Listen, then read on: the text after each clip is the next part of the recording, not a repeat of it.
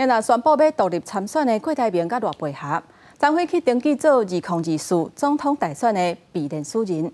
针对赖培霞有双国籍的这个争议，郭台铭讲，伊早就已经知影，伊嘛会伫咧期限内放弃美国的国籍。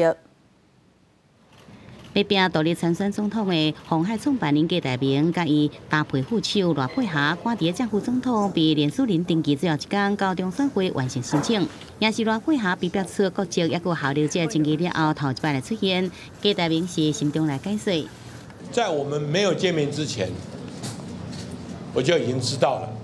我们有把握在法令规定日期之前完成 一切的合法手续，心情是这样，高潮迭起。我希望我们在这个场合不要失焦。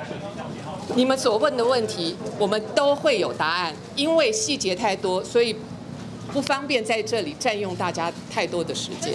两个人随后到郭台铭自细汉不断过棒球指挥宫参拜，有加18连署开始，在月初2进前收集将近29万份的连署书。不过郭办强调，若是知影顺利来整合，就袂送惊。赖培霞是讲成心退。而民进党赖清德17议员是一直走行程参拜公庙，也提出防灾证件。